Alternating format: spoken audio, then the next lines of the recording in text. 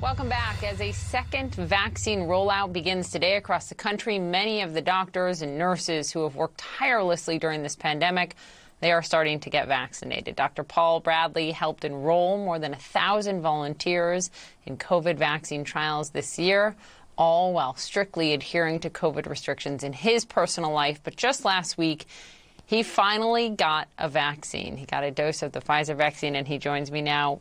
I bet that felt pretty good, didn't it? Oh my God, it felt fantastic. It was just culmination of all the hard work and relief. We're seeing so much of it. It's scary. Oh, it's very scary. It must be weird to be in your seat and see the hope and the light at the end of the tunnel with these vaccines rolling out and being administered, but at the same time seeing the tragic numbers and seeing like what's happening in the state of California, right? The hospitals on the brink. I just wonder what that's like from someone on the front lines. Because I do both. I do the research side, and at the same time, I'm an internist. I still see patients every day. And you're right. I feel like I'm in this race, and I felt that way even when most people seem to still be thinking this is the flu, this is a bad case of the flu, but it's not. I mean, people are dying, and it's really bad.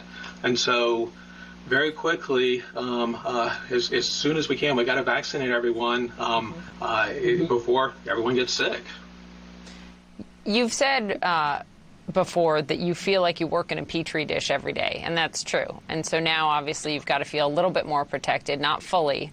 But you also got this vaccine with your daughter, I believe, right? She's a doctor? Yeah. Yeah, that was amazing. There's new internist, and I've been waiting in high school. 14 years ago, she said, "Daddy, we're going to work together," and she never detoured.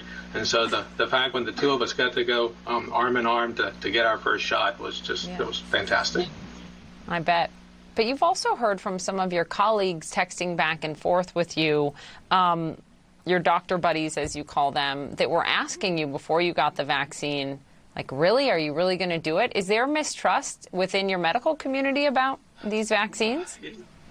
It's not as bad, and I'm glad to say that when I stood in line, the doctors were definitely there. And during the clinical trials, even though they all certainly didn't want to sign up, lots and lots of them were anxious to get a vaccine. We're seeing it. It's not a mystery. The patients are coming in sick. The patients are calling, I'm exposed. I don't feel well. And then there's the disaster, there's the ICU and the ones that are dying on us. You talk about the real heroes. I was reading something you were quoted in, and you said, look, you know, the real heroes are the thousands of those who volunteer to be part of these clinical trials. What's your message to them now, having reaped the benefits of their willingness to volunteer?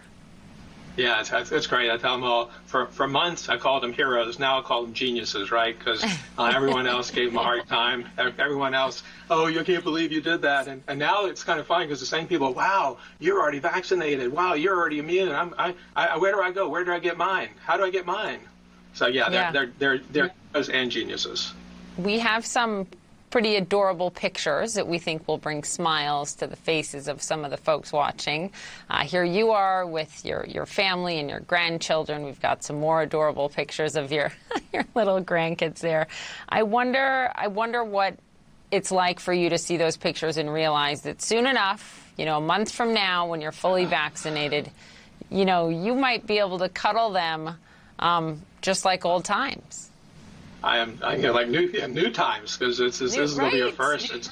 Oh my God, yes, I'm so excited because I don't want all day long in practice and in real life, I don't want to give anybody COVID.